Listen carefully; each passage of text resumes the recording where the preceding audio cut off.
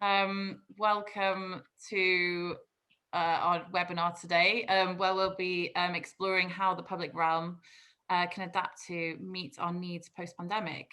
So in this panel session, we'll be looking at adaptations from 2020, where the public realm was quickly repurposed, examples of wider use of the public realm via meanwhile use and socially inclusive projects, and how the recently launched London Design Guide will shape future plans. So yeah, hello to everybody in the audience out there, wherever you are. Happy Thursday. We've nearly made it to the end of yet another lockdown week. So well done you for making it. No mean feat there. So just a small snippet by myself for context, and then we'll move on to the most important people we've got today, which is our panelists, of course. So I'm Angharad Palmer. I'm the design director for LandSec. I lead on all things to do with kind of creativity and vision on a completely new and quite different part of the business at LandSec that's not really out in the public domain yet, really. The sites under question fall under an umbrella of what we call urban opportunities. And we have a handful of sites that are old shopping centres in kind of really key town centre areas around London that we've identified for a focus on creating long-lasting neighbourhoods. And we're at the very early stages of these projects and looking to determine a meaningful co-created programme of meanwhile uses with the local communities surrounding the sites to help inform our design frameworks and future uses for these sites moving forward. So I'm very much looking forward to hearing from our esteemed panel today and see what learnings I can take and apply to our live projects. And I'm sure the same goes for the audience today. And also, it'd be great to collaborate with the panelists in the future at some point as well. So watch this space. So anyway, I hope you're all sitting comfortably and have something nice to drink and you're in a lovely space, relaxing, ready to hear from our lovely panelists. And, being a Thursday night and close to the weekend, it's a shame we're not down the pub, but what can we do at the moment? So first up, we're going to hear from David Knight, co-founder of DKCM. So David and his partner, Christina, have just launched the Mayor of London's design guidelines for expanding the public realm, which is an amazing read, by the way, and, set out so well with lovely illustrations and, really thought-provoking ideas as well. And also really good precedents. And also you might know David from projects such as Folk in a Box, which I absolutely love. And I think that was designed with Aldous James and Bond, wasn't it, David? So absolutely love those as well. So it's a great collab. And next we'll have Jan Kattan, who creates projects that leave a social and physical legacy. So you might know Jan's work through Blue House Yards. Meanwhile Space I absolutely love, and I live quite nearby, so I know it really well. And other amazing projects such as Skip Garden in King's Cross, another great project, which is an urban growing area made of lots of kind of reused materials. So truly great space and concept. And then last but not least, we'll hear from Bob-Stephenson-Padron from Belsize Village Business Association. So Bob organised the first streetery in Camden last year and sparked the movement in the borough throughout the pandemic. And he's here to give us, a view on the importance of public realm from the perspective of an active member of the local community, which is obviously really important to all of us. And so, yeah, I can't wait to hear from all of you. And audience, as always, please use the chat function to chat away and ask your questions. I'll obviously pick them up at the end. We can have a Q&A session.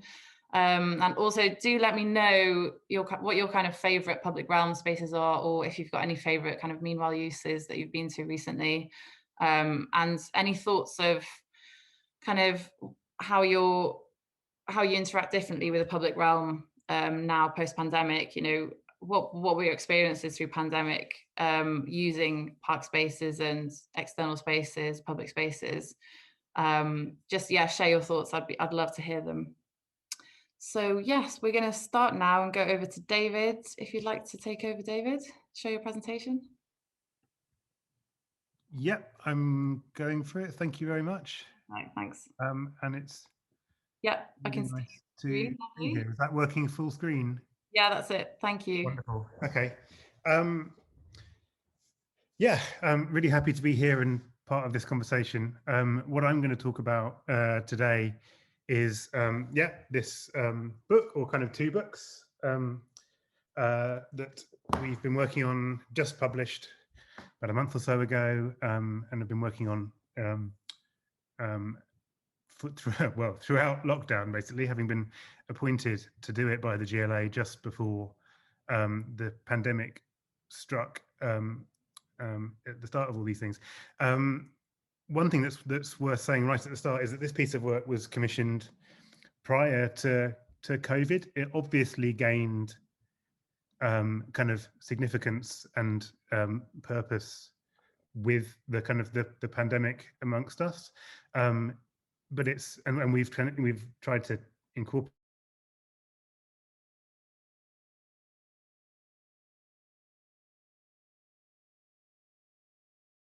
intervention by us, I suppose, but ultimately by the Mayor of London and the GLA in how public realm is delivered.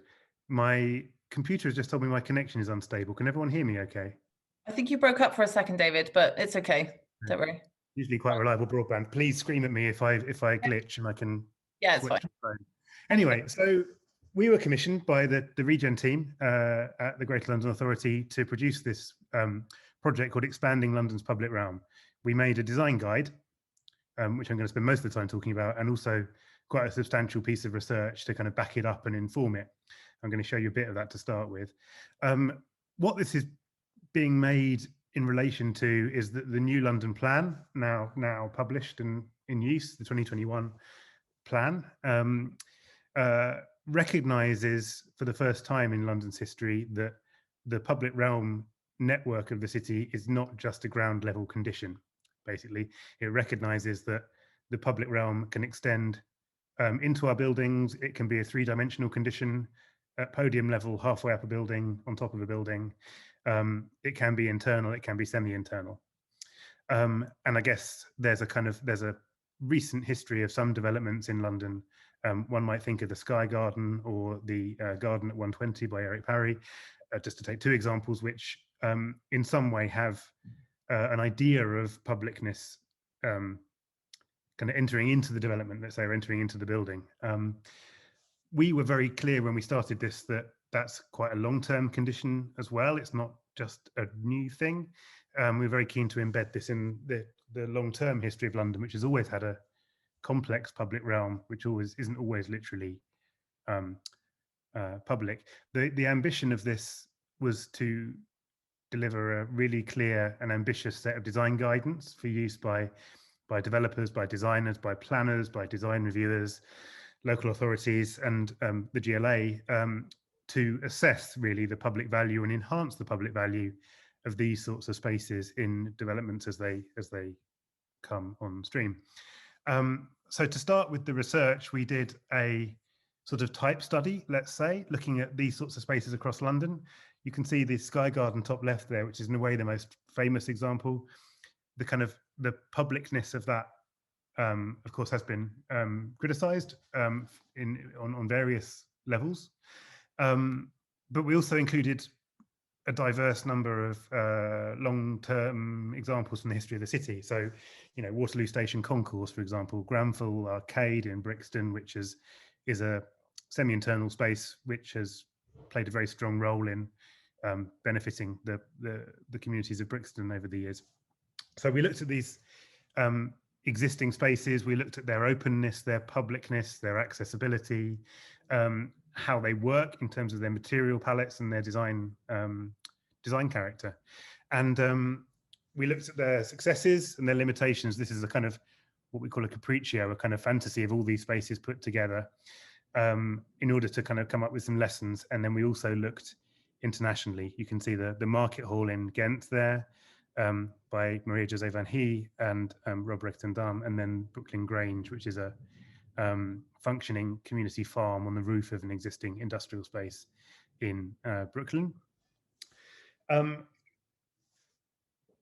Yeah, this kind of space is in some ways new, and is likely to be increasingly significant when thinking about new development in London as in a densifying city. But we were very keen to kind of plug it into these kind of existing histories. We were keen to look at the successes and weaknesses of these spaces as they present themselves in our city. Having done that, and as a result of a really lovely series of workshops which we conducted with Future of London, who were instrumental in making this, I should add, we started to write guidance. The engagement process was a really wonderful series of online workshops. Our first meeting for this project was in the flesh, and then all subsequent meetings were online. And our first stakeholder workshop for this project, I remember distinctly spending a solid quarter of an hour explaining to people how to use Zoom, which feels like a really long time ago now. But yeah, there were lots of conversations about how we should do this with, having spoken to local authority planners, to developers, to special interest groups, and so on. We came up with a bunch of themes: access and connectedness, ecology and environment, in movement and dwelling, operators, change, sense of ownership, well-being, and delivery. And of course, in these rapid fire little presentations, I haven't got time to go through all of those in great detail, but I just wanted to pick out maybe some personal highlights, and obviously encourage you all to go to the GLA website. I can put a link in the chat afterwards, where the whole thing is downloadable for free to look into it in more detail. I've picked out a few bits from the wellbeing chapter just because I think they are of particular relevance to a kind of post-COVID conversation. This deals with, you know, the well-being of the individual, the well-being of the community, and sets out a number of spatial and design principles that can address this, thinking about shelter and, you know, free to access spaces that are dry and out of direct sunlight. So the kind of, you know, the loggia of the Renaissance city, or a nice little intervention in the QE Olympic Park, both engage with that. And arguably our cities have been kind of hardening in their relationship to public space for a long time. So this is about addressing that. Similarly, these sorts of internal, semi-internal and elevated spaces, by virtue of their management regimes, are ideally placed to provide genuinely publicly accessible toilets and fresh drinking water, for example. So this chapter about wellbeing sets out very clear things like that these sorts of spaces should aspire to. Obviously, most of the photographic case studies are of spaces that are outdoors in more kind of conventional public realm spaces, just because there aren't enough case studies of ones that are internal or semi-internal, but they're very useful nonetheless, I hope. And each section ends with that colour page at the end there, the checklist, which is probably going to be the most heavily used bit of the guidance, which sets out a series of quite ambitious but clearly phrased questions that people can ask of their schemes, or can ask of schemes that are being tabled, to really assess the public value of these spaces that are being proposed from this multiplicity of different perspectives. Here are some others. We're interested in ecology, the role of these spaces in the kind of biodiversity, ecological richness, air quality of the city. We were interested in spaces of movement. A big lesson for me was that for many people in our cities, being able to pause and sit is a function of movement. So we cannot sweep away places to rest from our places of efficiency and places of movement, which is, as we can see in a really good case study, bottom left there.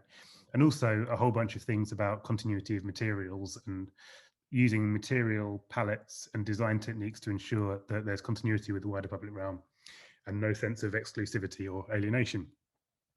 Excuse me. What I should say at this point is that this piece of work accompanies the Public London Charter, which is a separate piece of work being delivered by the Mayor's Design Advocates at City Hall, which is setting out a really ambitious series of kind of management, maintenance, and kind of security ideas about, or principles, let's say, about how these spaces should be run and how they should exist in our city. And in this context, our work about design is intended as a kind of as a complement to it. So this is those 8 checklist pages, probably unreadable on most people's screens, but there they are, and all are available to download. Our hope, I hope it's clear, is that this guidance will sit on a lot of people's desks and will be a really accessible, lively, and kind of ambitious guide to a lot of different people when advocating for the public value of new development in the city. Thank you very much. Amazing. Thanks so much, David. And now we're on to Jan, I think. Are you out there, Jan? Oh, you're on mute, sorry. Classic. Unmute. Great. There we are. Thank you. Sorry about that. My work thinks a lot about the role of the architect, and I think, you know, as a result of the pandemic, we mostly work for the public sector, so we work a lot with communities and in the city. So our role is being questioned once again, I think, and the responsibility that we have is in a way ever increasing. And what I want to talk about is what that entails, and where as practitioners we have to change in order to live up to the expectation of accountability. So that's what I'll be talking about, and I'll show some slides towards the end of this. So an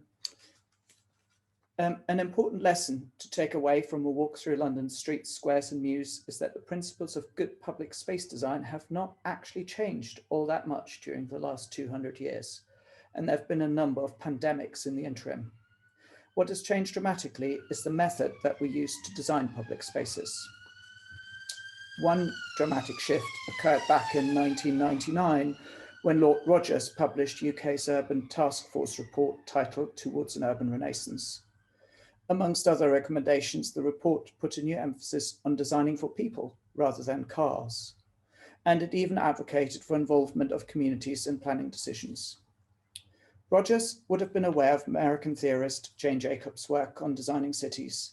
Maybe most relevant for our discussion tonight is her statement, "Cities have the capability of providing something for everybody only because and only when they are created by everybody." Jane Jacobs' statement implies that it is almost less important what we design and more important who designs. Or, to put it differently, the best design decisions result from inclusive design processes and shared authorship. This has major implications for architects. Adrian Forti traces the emergence of the architectural profession back to the Italian Renaissance, where designing and making were advancing simultaneously on site. Prior to the Italian Renaissance, the two activities became autonomous preoccupations thereafter. Architects became associated with the world of ideas and separated their practice from the manual labor involved in realizing buildings on site. And through this separation, architects managed to secure themselves the status as authors of built work, even though the building work was undertaken by others. In terms of authorship, the world of ideas trumped the world of craft and labor. Ever since, authorship for buildings, public spaces, and master plans or urban strategies have been ascribed to architects. To be true to Jane Jacobs' statement, relinquishing authorship is a prerequisite to building inclusive cities. Evidently, there's reluctance amongst the profession. For the best part of 600 years, the value of our work has been associated with our ideas. Ideas win awards, ideas earn fees, ideas get you hired, ideas give you prestige.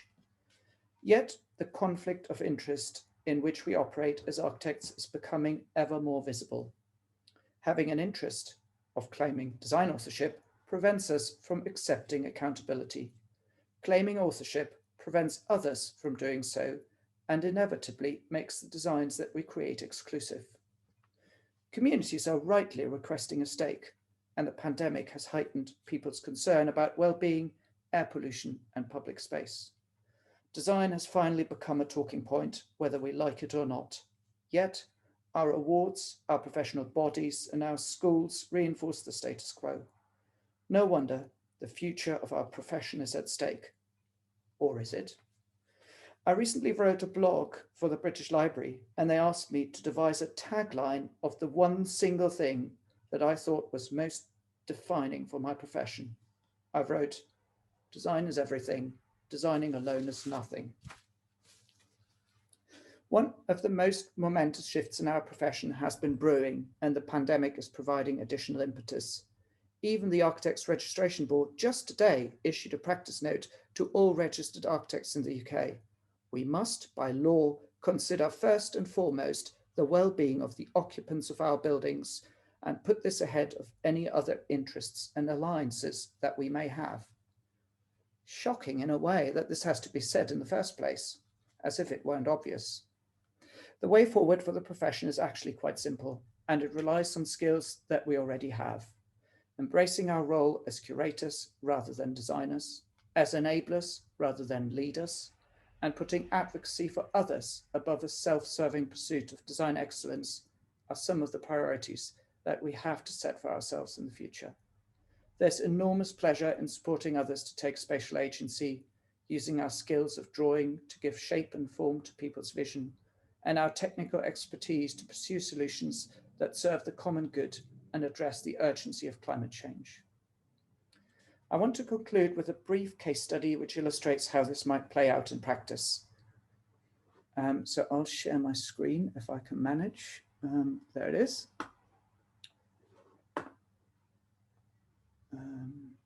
Full screen mode. So that isn't the first, there we go. We were commissioned by Peabody 2 years ago to deliver a project on Claridge Way, a strategic pedestrian connection linking people's homes to 2 local primary schools, public transport access, and the neighbourhood centre in the moorings in Thamesmead. The route had little to offer, you can see it in this picture. A strip of tarmac in a sea of closely clipped lawn, yet a key route that everyone living in the moorings would need to access to go just about anywhere. The brief was honest and simple. Deliver public space improvements for a budget of £400,000 with designs conceived in dialogue with the community. Amazing, really, for a housing association to put that out. Antiquated design processes would have seen the preparation of design options that would have subsequently been used in public consultation to obtain public support for one preferred option. A process that is flawed from the beginning. First of all, the architect misses the opportunity to gain insight from the community about the site and its meaning and significance. Secondly, it puts the architect in a defensive from first principles for them to needing to justify their design without having had the opportunity to listen. It reinforces the sense that communities have that design is done to them rather than for them. We started by running a tea party. Here it is. The tablecloths with a large-scale map of the site. Biscuits baked by Woolwich Poly students were served with tea, pens, pencils, and open ears. We learned quite a lot in the afternoon. People spoke about their fears and their aspirations. The map allowed us to link people's stories to specific geographic locations across the site, and civic institutions, schools, the youth club, and the bingo club. Once sites and stakeholders had been identified, we ran workshops. For a year, we planted an orchard with residents. Then we made models of gardens with school children. We worked with VR on street furniture design. We attended events at the youth club and visited the bingo club. Eventually, we organized everybody's input and cited their ideas and finally started putting pen to paper. And here's the result. The Claridge Way Common Plan was born. Common Plan is a conscious choice of terminology. Words matter. Unlike its antithesis, the Master Plan, the term emphasizes the open design process that we adopted, very much unlike the exclusive practice that the term Master Plan implies. An exhibition was held and we all set priorities together. A number of projects were realized. It was agreed that there should be a focus on young people and providing for them. So we built a school garden. In this image, just at the onset of the pandemic, so not yet planted. We installed gates at the rear of people's houses and gardens so that they could meet. We built a wildlife walk in the woods and a tree house, and all together made some nesting boxes that went up on the trees. The workshop with a group of teenagers resulted in a series of creative exercise benches, which you'll see in a minute, and the painting of London's longest play route is just finishing off on site just now. In Crouch Way, we took on the role of enablers and facilitators, but we were also able to employ our technical skills to deliver the work, our drawing and visualization skills to give shape and form to the ideas developed by others.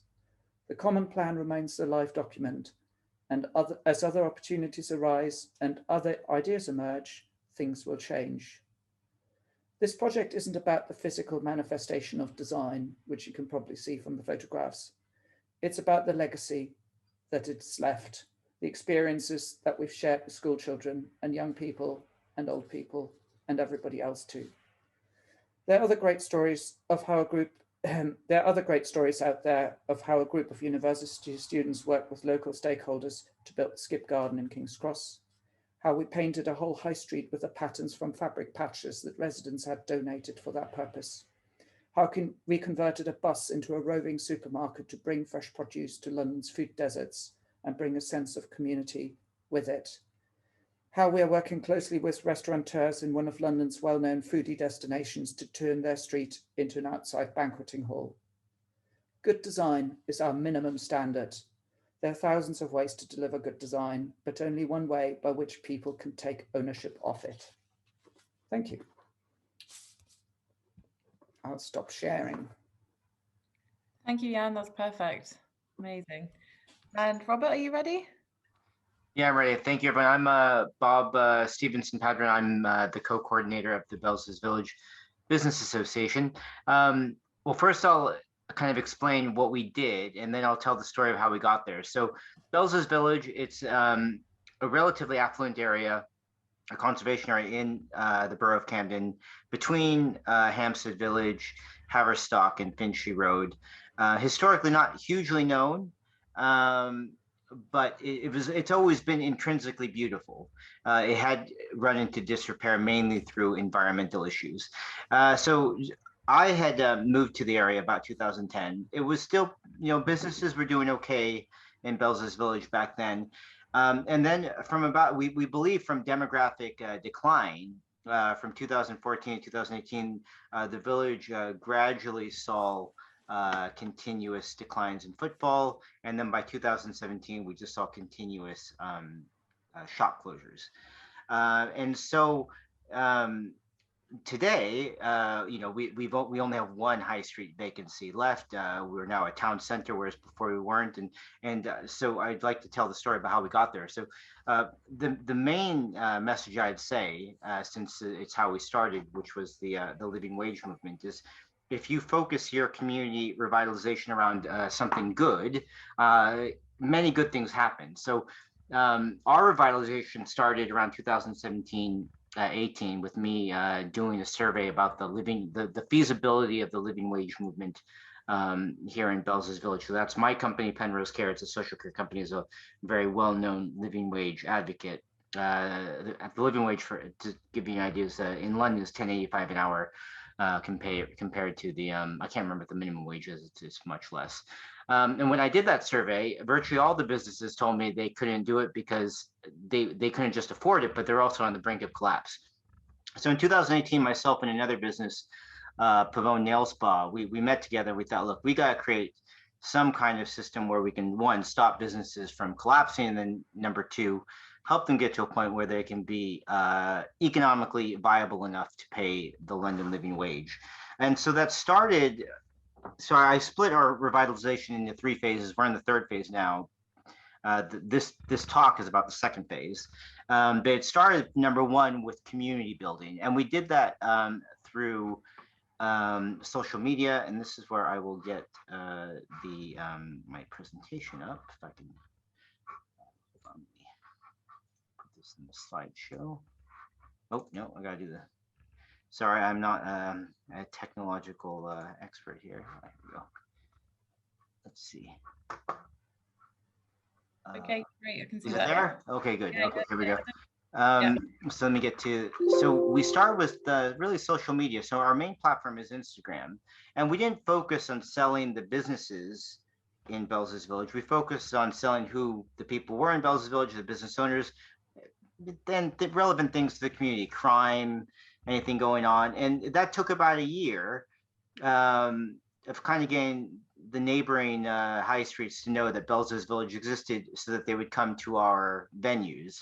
And that wasn't too hard because our venues at the time and still today are all independent. So we do have a unique offering. And after about a year, the shop closures started to stop. Now, what hadn't changed yet by 2019 was the fact that our public spaces, so since this talk is about public realm, were not really used. In fact, they were so ugly with litter and fly tipping that there was a very well-known policymaker who ate at one of our venues. And he told a friend of mine that he was never coming back because while he was eating outside, he was surrounded by rubbish. So that was an issue we had. So what happened was in the midst of lockdown 1, the business association had some residents which approached us and they said, look, Bob, they came to me and they said, look, we do not feel comfortable eating outside. And so we want a safe way to dine. And that's how this, the Belsize Village Streetery started. So I'm not a hospitality professional. I'm a social care professional. So the one thing I'm good at is paperwork and keeping people safe. And that's where we really shine. So I myself and the other organizers, we approached Camden Council, who initially was quite hesitant, but we told them the story. You know, I did virtually all the paperwork, the safety paperwork, et cetera. I said, you know, and keep people safe. And they bought, eventually with some convincing, they bought into it. And it was launched on July 4th. But importantly, the day before we launched, we fixed a lot of the environmental blights of Belsize Village. And I think this is really the key message we have for other high streets. So we had a huge rubbish mound that sat on our square. Here, let me get a picture of it. This thing. So this sat here, a form of this. I'm not going to go into the details because it's quite complicated about why it existed, but I can in the Q&A for about 10 years. And as you can see here, this is with the people there. That's about as crowded as Belsize Village usually got outside, mainly because it smelt very bad. And you can't see on the streets, but the streets adjacent to that picture, they are generally filled with lots of litter and gazillion amounts of cigarette butts. So it's just not a very nice place to be. So the day before we opened the streetery, we cleaned all that up. And I can go, it's very complicated how we cleaned it up, which we can go into the Q&A if anyone's interested. We put some security planters and this, oh, that's something. And this is what it looked like the day after we cleaned up. Much different, no more rubbish mound. We cleaned the square. We got rid of all the litter. And we made that sustainable through volunteer litter pickups and anti-littering campaigns. And then with the beautified square, which is now, you know, safe according to the council, you know, we set up this alfresco dining event, which was the first in Camden. We're told it's the first communal event in a public space like this in London. I'm not sure if that's true, but that's what we're told. This was, you know, legally speaking, it was very difficult to set up, but it was a huge success. And it was mainly a huge success because we focused on community building the year before. So in terms of success, by the second weekend it was open, we were already at 100% occupancy of 44 tables. And so this really saved over 100 jobs. And it didn't just save over 100 jobs, it really created the biggest economic boom in Belsize Village's history, despite the fact that we're in a global pandemic. So it was a huge success. Now the street will reopen in Belsize on April 13th, but after it stopped, I mean, what we really did is we created a new town center. And this is just Belsize Village earlier in the month. It's now a place where people from all generations come to meet. It was previously a fairly unused public space, mainly just because it was so dirty, but as you can see, it's quite clean. Now we're into phase 3 of the revitalization. So I'm actually in the process of applying for grants to redo some of the shop fronts. You can see their holistic village pharmacy, and you can't see in the photo on the other side of the square, there are some very unattractive buildings, which we're going to try to sort out. And then really, you know, it comes back to doing the good thing. The whole reason we did this is because we wanted the businesses to be successful enough so that they can raise the worker pay. And that's really, you know, the source of why everything we've done has been quite inclusive. I mean, you know, businesses have succeeded, the workers have kept their jobs, the residents have a clean neighborhood now, which they didn't before. The property owners are going to, you know, appreciate having less commercial vacancies and capital appreciation. So it's really a case of where everyone kind of benefits. And I think that's it. Oh, I don't know how to Thank you. Thanks, Rob. Great. I know how to turn my, oh, here we go, stop share. Perfect. Okay. That was amazing. Thanks so much, everyone, for your presentations. There's some really common kind of quite really strong themes kind of running through all your presentations around, you know, localism, co-creation, well-being, pride, a sense of permanence and inclusivity as well. And, you know, kind of working on the developer side now, I'm sure that many of you have had, you know, quite difficult conversations about how to ensure that all of these really important aspects are shown and demonstrated within design in the public realm. I wanted to ask as well, you know, what does localism mean to you in terms of design, and how important is it to unlocking kind of future urban places? And, you know, whether you've had any kind of direct examples and experience with kind of evolving localism in certain places and making a place of its area and, you know, really distinct to its community, and somewhere that people feel associated with and really kind of rooted, you know, a place that's really rooted in its area. So yeah, just open to anyone on the panel, really. Yeah, happy to start. Yeah, I mean, really important question in a way. It's critical because it's only by taking a unique approach that people end up taking ownership of the work that one does together. Coming along and delivering another one of those that are down the road can actually do more harm than good in terms of people's relationship to their urban environment. The number of times you know, we do a lot of sort of meanwhile workspace and retail projects, which are great because they bring new people to an area and they bring life to a high street, they bring economic opportunities, cultural opportunities and all this. And the number of times I've heard, I don't want to see any more shipping containers is staggering. People demand, and rightly, I think, an approach that's unique. And it's not only important really for how people feel associated with their neighborhood and their sort of sense of civic pride. It's also important, it's incredibly important for business, because all the generic chains in the shopping centres, little shops are trying to sort of compete with, and it's by town centres celebrating their individuality and building their own sort of brand that they can assert themselves against that competition much better. So that's the other benefit that a really specific and local approach brings as well.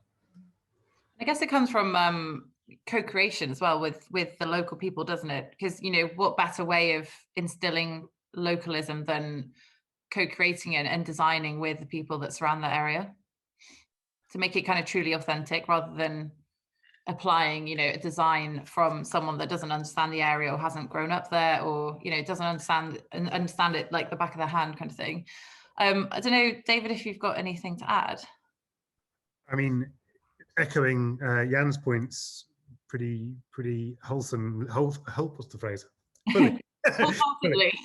Yeah, I mean, public projects need public protagonists, and I think that's a sort of post-it note above all our desks. Clearly, I think taking that for granted, maybe that can often become genericized, and we've seen, you know, that public engagement and, you know, things arising out of the Localism Act and many strategies that have spoken the right language, but are often a kind of boilerplate model, which can lead to more alienation than engagement. So there's a huge risk of the kind of standard approach, I think. What we find, obviously, is that every place is different, as we all know, but in super weird ways. And the dynamics on the ground that you find, they can obviously be incredibly destructive and retrograde. They can be progressive. They can be in conflict. And really, the only way of delivering a good project in these sorts of contexts is to get into those places with a kind of clear head and you know, see what can be done to use those different forces in the service of a better place. And obviously what we see in Bob's work is something that's, you know, very ground up in that ground up in that sense, and is absolutely a product of the individual enthusiasms and tensions and creativities and strengths and weaknesses of that particular corner of London, which is really inspiring. Yeah, Bob, did you want to join in? Yeah, I would absolutely reiterate what Dr. Knight and Dr. Kattein said. I mean, we're a great example in Belsize Village because aside from one business, we're all independents, and we have a corporate-owned vet. But for instance, our retailers are all independents. Our 10 hospitality venues are independent. So when I don't know if our marketing drive that we did in 2018 and 2019 can be replicated easily. But for us, it was easy because we had a genuine story to tell. I mean, our businesses, which had survived, they were really the product of the love and talent of these individual families who run them. We're not chains. So that was a story to tell, and people bought it. It started, I mean, we halted the closures in our neighborhood just from attracting footfalls from literally the neighboring neighborhoods, and people would come to Belsize Village and they tell me, I've lived here for 10 years. I've never heard of Belsize Village, and they're literally from England's Lane, which is right next to us. So that is really, Belsize Village did have a storytelling problem, and that was what we started with, which was storytelling. And it did create an incredible amount of civic pride, which I think Dr. Jan mentioned. And that has really, amplify anything we do. So when it comes to anti-littering campaigns, which have been very successful, if it wasn't for the civic pride we developed in 2018, 2019, they wouldn't have succeeded.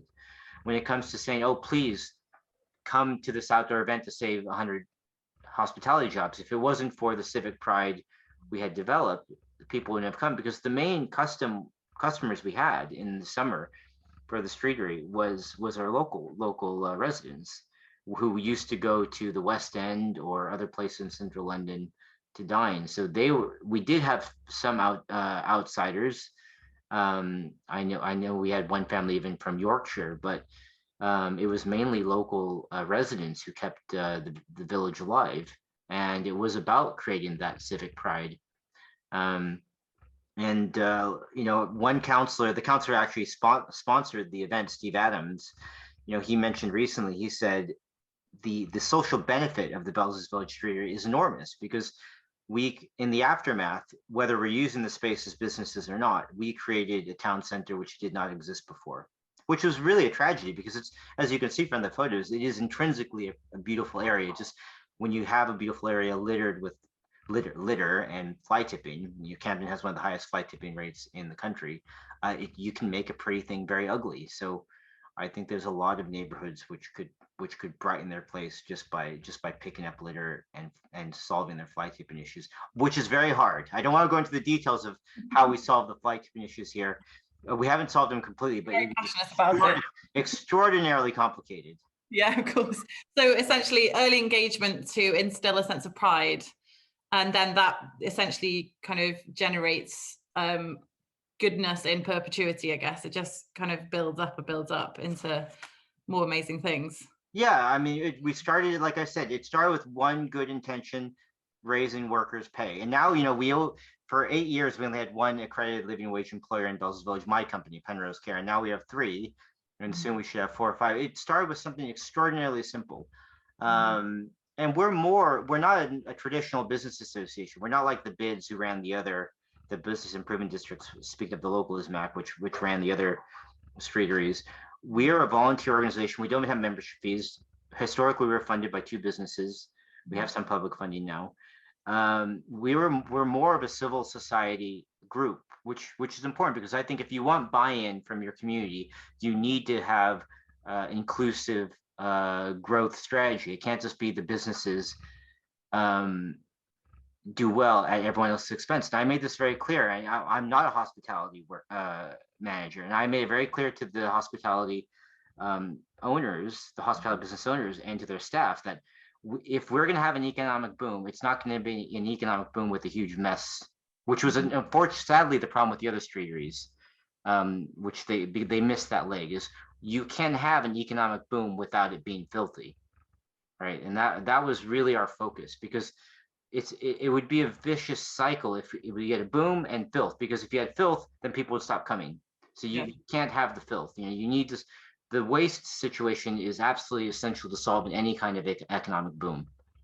Agreed. So on that point of mess, I guess I'd like to talk about disorder, I think, in public spaces, because, you know, working on the development side, it's very difficult to encourage chaotic messiness in urban realm. And to me, you know, some of my best experiences being in a city in an urban realm is just, you know, a music venue, or, you know, a gig, or wandering home along the streets of London, you know, after a night out, kebab in hand, just kind of, well, also just wandering through, you know, the market of Smithfield as well, just all that kind of messiness of city life. And, you know, to me, that's why we live in urban spaces, because otherwise, you know, we could just live, you know, in suburban spaces. So, you know, how do we really bring in that chaotic kind of energy into a new development, into an urban space, where there's, you know, perhaps noise issues, in terms of, you know, having a community centre perhaps that's run by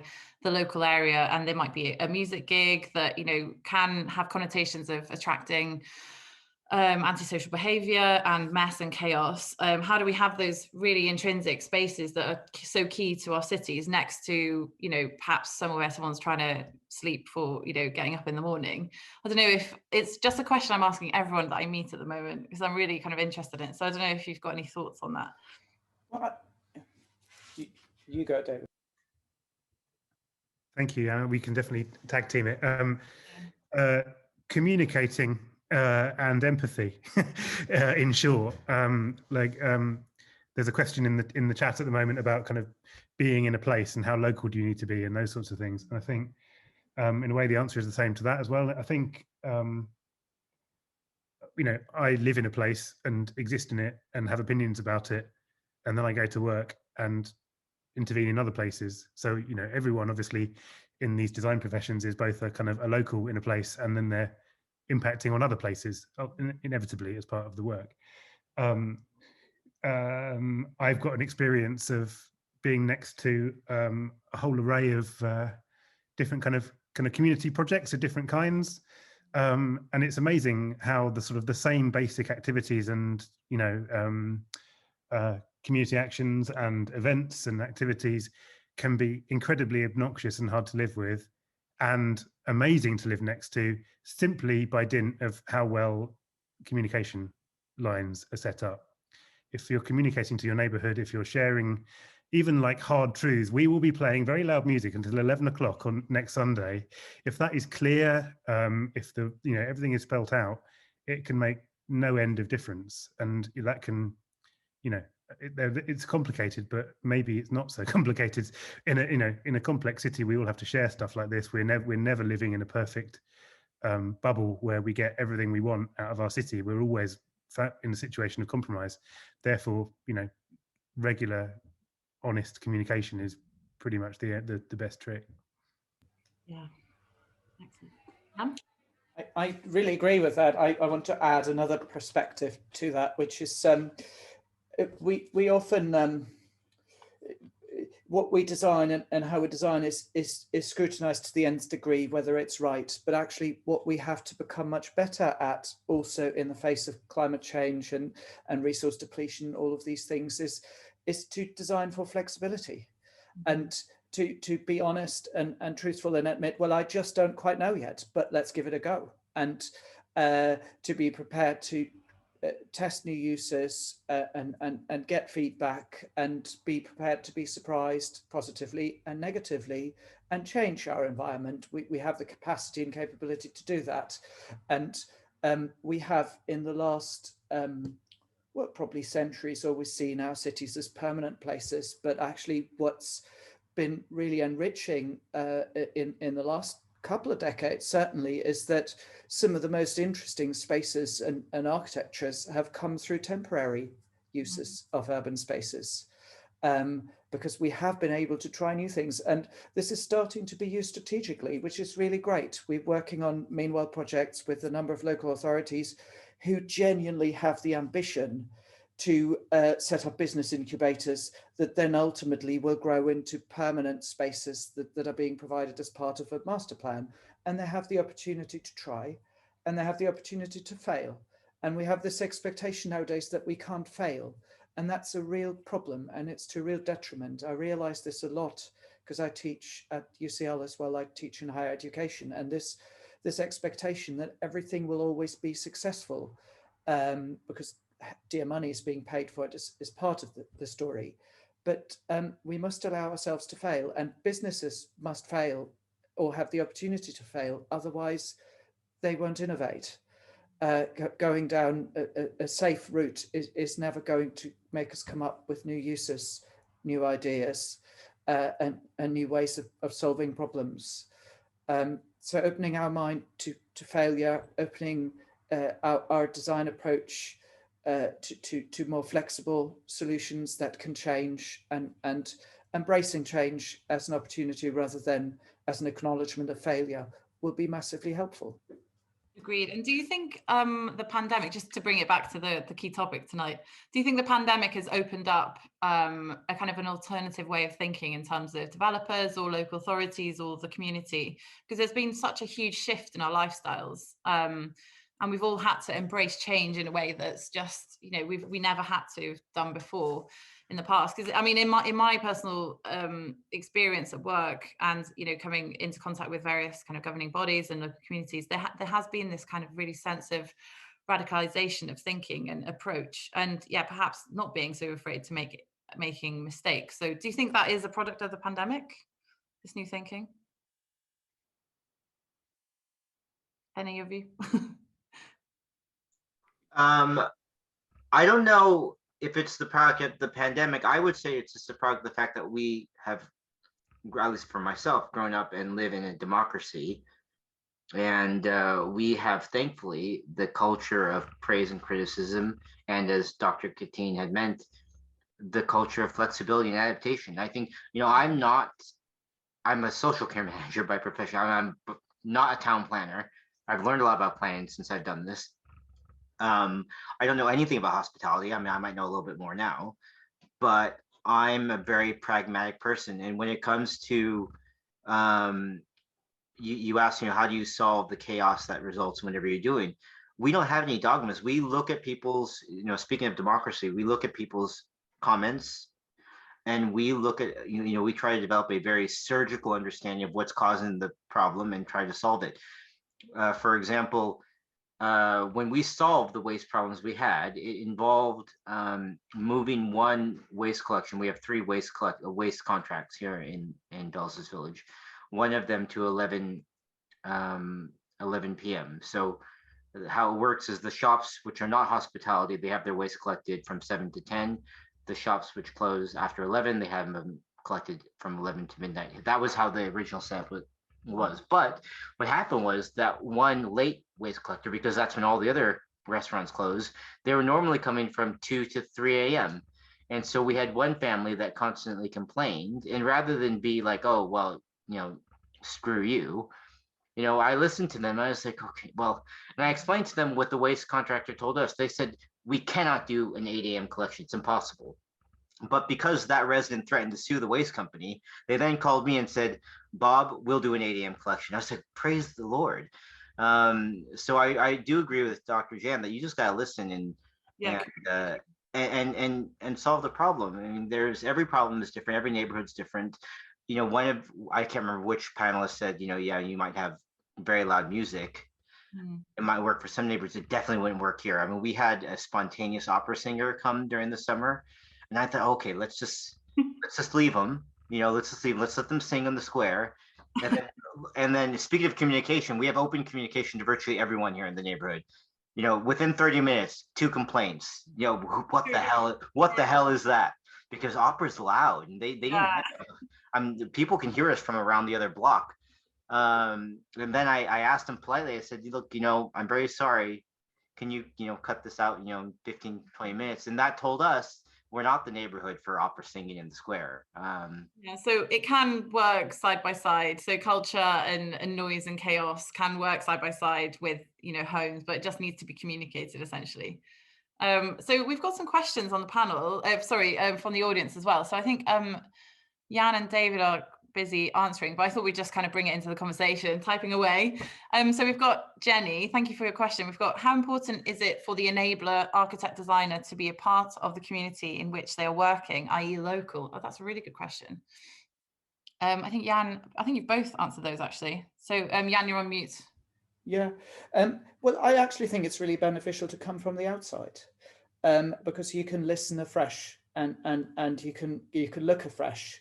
Within a tight-knit community, sometimes alliances are already very established, and I'm very aware, working with lots of communities across London, that there are always some loud voices, and the longer you work with those communities, you also start to hear the quieter voices.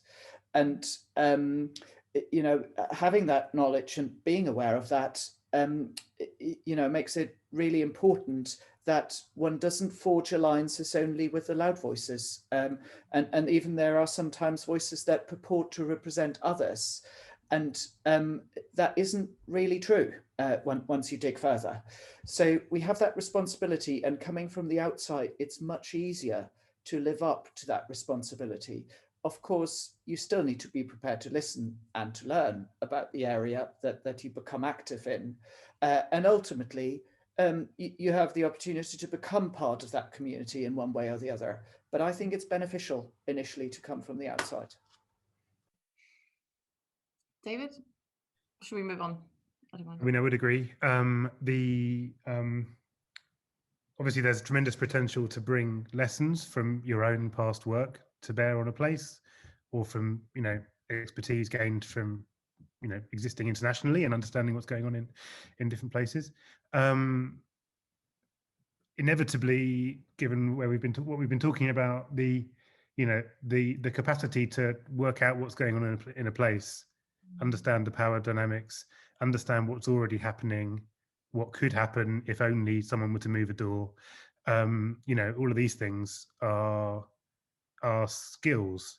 And when we talk about kind of design skill in the kind of urban design and architecture professions, we think formally a lot of the time, but actually that kind of, that place reading capacity to look critically at a place, I think is a really fundamental one. And I think we're still learning like how to talk about that, and how to kind of, I hate this, like how to sell it to people, and how to sort of talk intelligently about it. But I think it's vital. Like we always tell our students that the kind of number one skill of an architect or an urban designer is to have the capacity to be interested in anywhere.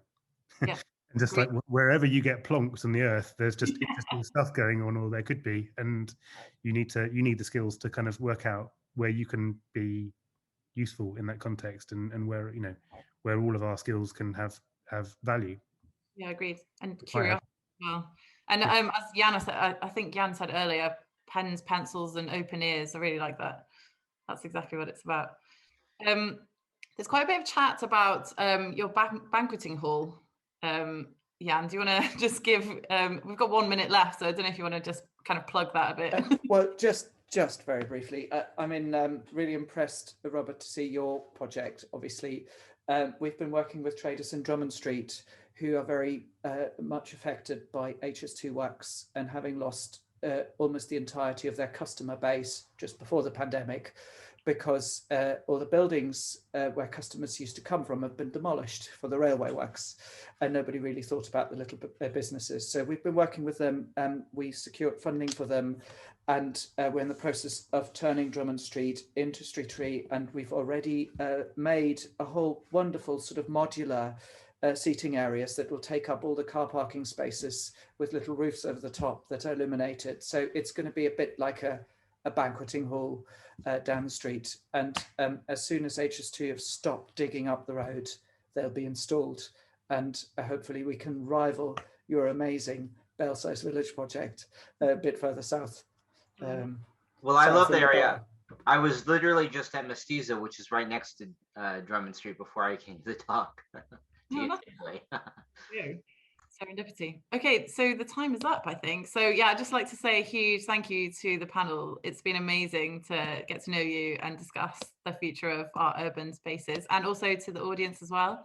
Thanks so much for joining us. So yeah, that's it. And hopefully, yeah, have a lovely evening. Hopefully see you.